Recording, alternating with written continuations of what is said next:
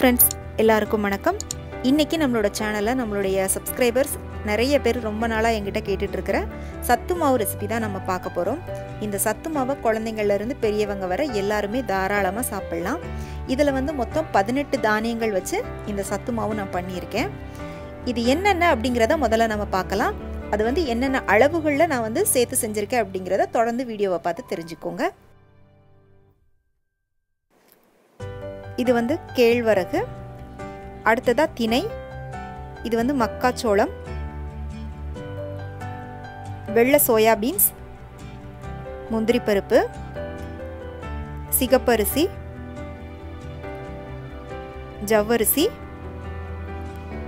வேர்க்கடலை, உளுந்து, பொரிக்கடலை, கொள்ளு, இது பார்லி அரிசி, வெள்ளச்சோளம், சம்பா கோதுமை. சம்பா கோதுமை பார்க்குறதுக்கு கொஞ்சம் நீளமாக இருக்கிற மாதிரி இருக்கும். அடுத்ததாக இது கம்பு, அடுத்ததாக பாதாம் எடுத்திருக்கேன், கொண்டக்கடலை, பச்சைப்பயிறு, மொத்தம் 18 தானியங்கள் எடுத்திருக்கேன். இதில் கேழ்வரகும் திணையும் மட்டும் கொஞ்சம் ஜாஸ்தியாக எடுத்திருக்கேன். இப்போ இது எல்லாத்தையும் நம்ம வறுக்கணும். ஃபஸ்ட்டு நான் வறுக்கும்போது ஒன்றுத்துக்கும் அளவு சொல்கிறேன். இப்போ இது எல்லாத்தையுமே வறுக்கிறதுக்கு ஒரு அடிகனமான பாத்திரம் ஒன்று எடுத்துக்கோங்க. நம்ம எல்லா தானியங்களையுமே வறுக்கும்போது அடுப்பு நல்லா லோ ஃப்ளேமில் வச்சு தான் வறுக்கணும். முதல்ல கேழ்வரகை வறுத்துக்கலாம். இது 1/4 கிலோ அளவுக்கு எடுத்திருக்கேன். நல்லா இதோட கலர் கொஞ்சம் மாறி நல்லா வாசனை வரும், அந்த அளவுக்கு வறுத்துக்கோங்க. கேழ்வரகுல பார்த்திங்கன்னா அதிகப்படியான கால்சியம், பொட்டாசியம், அயன், புரதச்சத்து, நார்ச்சத்து, இந்த மாதிரி ஏராளமான சத்துக்கள் இருக்குது. நம்ம கோதுமை, அரிசி சாப்பிட்றத காட்டிலும் அடிக்கடி கேழ்வரகு சாப்பிட்டோம் அப்படின்னா உடம்புக்கு ரொம்பவே நல்லது. இப்போ இது வறுப்பட்டுருச்சு.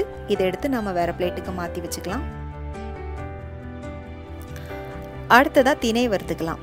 திணை நம்ம கேழ்வரகு எவ்வளோ எடுத்தோமோ அதே 1/4 கிலோ அளவுக்கு எடுத்திருக்கேன். இதையும் நல்லா வாசனை வர அளவுக்கு வறுத்துக்கலாம். திணை பார்த்திங்கன்னா நம்ம உடம்புல இருக்கிற தசைகளையும் எலும்புகளையும் உறுதிப்படுத்துது. இப்போ பார்த்திங்கன்னா திணையும் வறுப்பட்டுருச்சு. இதையும் நம்ம வேறு பிளேட்டுக்கு மாற்றிக்கலாம். அடுத்தது சம்பா கோதுமை வறுத்துக்கலாம். சம்பா கோதுமை 100 கிராம் அளவுக்கு எடுத்தால் போதும். இப்போ இதையும் கடாயில் போட்டுட்டு நல்லா வறுத்துக்கலாம். இது பார்க்குறதுக்கு கொஞ்சம் நீளமாக இருக்கும். சம்பா கோதுமை நல்லா வறுப்பட்டதும் படப்படன்னு வெடிக்கும். அந்த ஸ்டேஜ் வந்த உடனேயுமே இதை நீங்கள் அடுப்புலேருந்து இறக்கிடலாம். இப்போ பாருங்கள், வெடிக்க ஆரம்பிச்சிருச்சு. இப்போ இதை எடுத்து நம்ம வேறு பிளேட்டுக்கு மாற்றிக்கலாம். அடுத்ததாக பச்சைப்பயிறு வறுத்துக்கலாம். இது 100 கிராம் அளவுக்கு எடுத்திருக்கேன். இதையும் நல்லா இதோட கலர் மாறி வாசனை வர்ற அளவுக்கு வறுத்துக்கோங்க. அந்த பச்சைப்பயிரோட பச்சை கலர் நல்லா மாறணும். பாருங்கள், இந்த அளவுக்கு மாறணும். இப்போ இது வறுப்பட்டுருச்சு. இதையும் எடுத்து நம்ம வேறு பிளேட்டுக்கு மாற்றிக்கலாம்.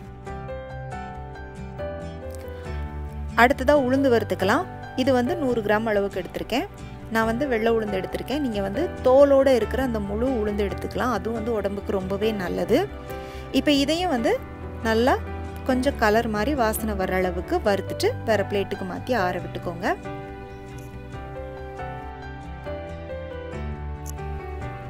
அடுத்ததாக சிகப்பரிசியை வறுத்துக்கலாம். சிகப்பரிசியும் 100 கிராம் அளவுக்கு எடுத்திருக்கேன். இதையும் நல்லா வறுத்துக்கலாம். சிகப்பரிசியில் பார்த்திங்கன்னா அதிகப்படியான ஃபைபர் கண்டென்ட் இருக்குது. அதனால் வெயிட் லாஸ் பண்ணணும்னு நினைக்கிறவங்க அடிக்கடி சிகப்பரிசி எடுத்துக்கலாம். இப்போ பார்த்திங்கன்னா இது கொஞ்சம் பொரிஞ்சு வர ஆரம்பிச்சிருச்சு. இந்த அளவுக்கு வறுத்தா போதும். இப்போ இதையும் நம்ம வேறு பிளேட்டுக்கு மாற்றிட்டு ஆற வச்சுக்கலாம்.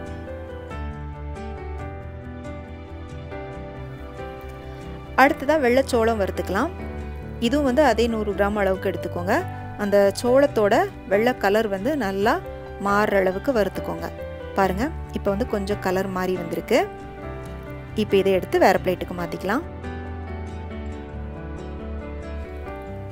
அடுத்ததாக மக்காச்சோளம். மக்காச்சோளமும் அதே 100 கிராம் அளவுக்கு எடுத்துக்கோங்க. இப்போ இதையும் நல்லா வறுத்துக்கலாம். மக்காச்சோளம் நல்லா வறுப்பட்டதும் பார்த்திங்கன்னா அதோட சைஸ் கொஞ்சம் பெருசாகி வரும். அதே மாதிரி அந்த மஞ்சள் கலர் கொஞ்சம் டார்க்காகி வரும். பாருங்கள், இப்போ இது வறுப்பட்டுருச்சு. இப்போ இதையும் நம்ம வேறு பிளேட்டுக்கு மாற்றிக்கலாம்.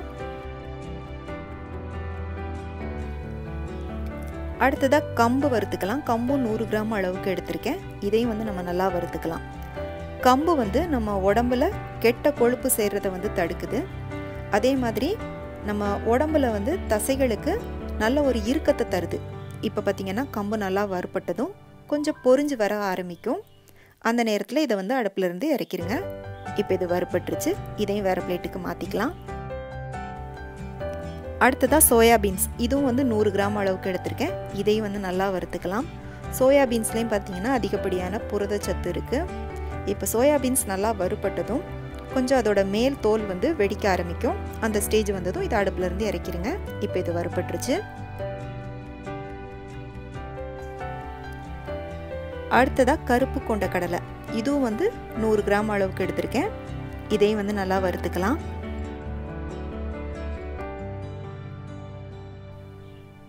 இதுவும் நல்லா வறுப்பட்டதும் அதோட மேல் தோலோட கலர் மாறி கொஞ்சம் வெடிக்க ஆரம்பிக்கும்.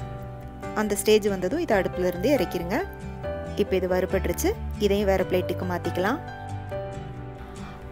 அடுத்ததாக கொள்ளு வந்து 100 கிராம் அளவுக்கு எடுத்திருக்கேன். இதையும் வந்து நல்லா வாசனை வர்ற அளவுக்கு வறுத்துக்கலாம்.